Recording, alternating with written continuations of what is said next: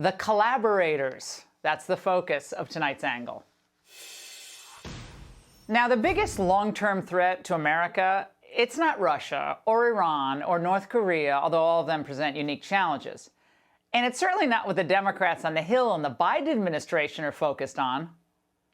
Do you agree with your predecessors that white supremacist extremists remain the most persistent lethal threat in the homeland?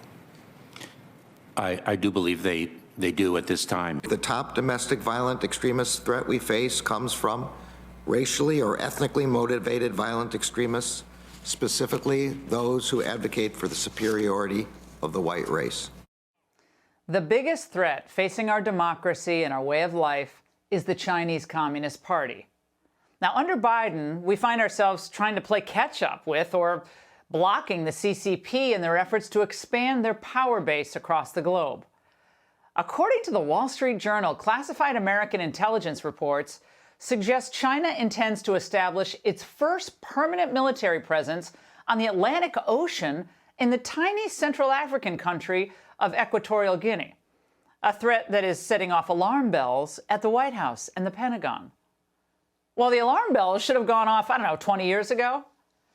Since trade opened between Red China and the West, the communist regime has grown richer and more powerful year after year. It now has the largest number of active military personnel in the world, with a 2.1 million troop size compared to our 1.4 million. By 2024, it's poised to have the biggest economy in the world, which has our elites, frankly, just licking their chops. The CCP basically owns big business in America. Today, shocking new documents obtained by The Information detail a secret $275 billion deal struck 5 years ago between China and the Apple CEO, Tim Cook. Well, now we know why Cook became such a CCP apologist and how Apple recently became the top-selling smartphone in China. The company owes much of that success to CEO Tim Cook, who laid the foundation years ago by secretly signing an agreement with Chinese officials promising Apple would do its part to develop China's economy and technological prowess through investments, business deals, and worker training. Anything else? Well, that's not all the CCP got from Cook, who has a huge influence operation in Washington. Apple lobbied to water down key provisions of an anti-Chinese slave labor bill, which would hold U.S. companies accountable for using Uyghur forced labor.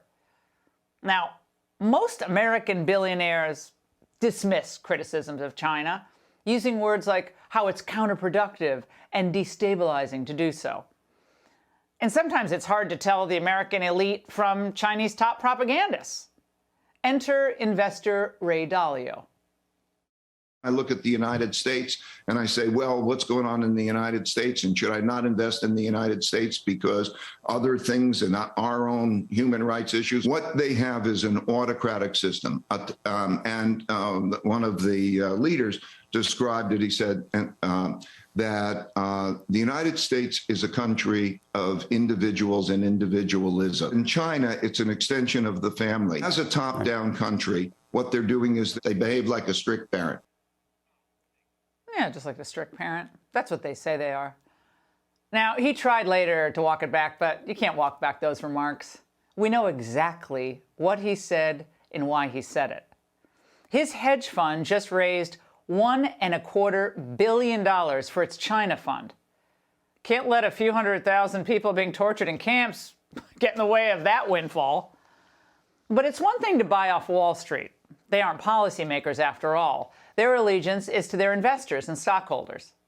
What's truly disturbing is the spell the CCP has cast on our political class. Just months ago, we learned that a Chinese front group called the China-United States Exchange Foundation handed $5 million to a foundation that was founded by George H.W. Bush's son, Neil Bush.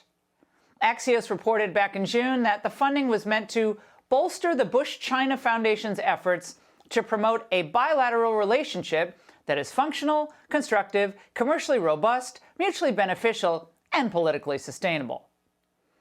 Now, this isn't surprising given the Bush's overly optimistic and warm relationship with China. George W. Bush is the one, remember, who granted permanent normal trading relations with China back in 2001.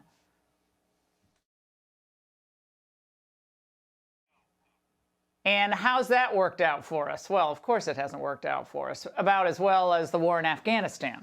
But to be fair, every president except Trump misunderstood China's ambitions, or at least chose to look past their brutal crackdown on human rights. Now, given this sordid history, no one should be surprised that so few are willing to deny President Xi and his global propaganda victory in hosting the Winter Olympics. For the most part, elites in both parties just don't care. Is a diplomatic boycott enough, given the human rights abuses?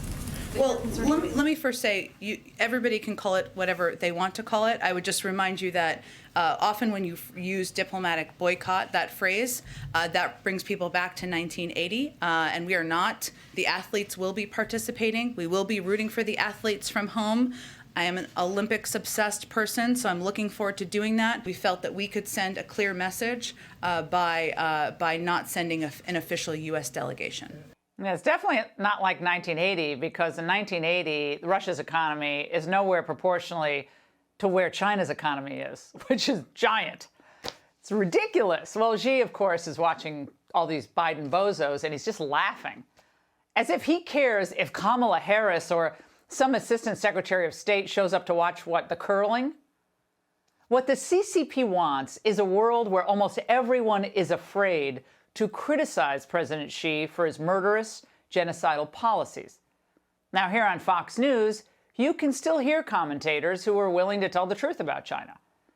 But how many Fortune 500 companies are going to let their officers tell the truth?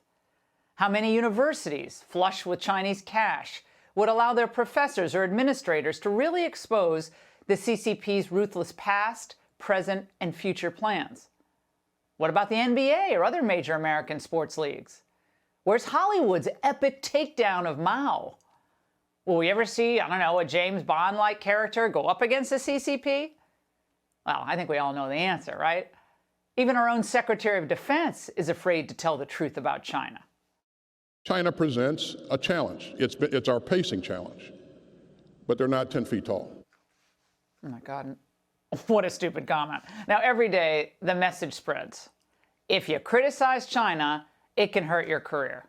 You can criticize the Catholic Church, evangelical Christians, the United States, can tear down statues, melt them down, spread anti-American propaganda, all you want, but do not criticize China.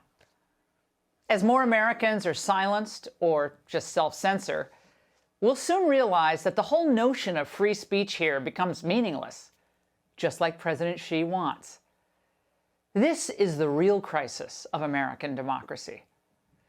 The Constitution prevents Americans from accepting titles of nobility from foreign governments because the founders wanted Americans, including our elites, to be loyal to this country. But the CCP doesn't need to use titles.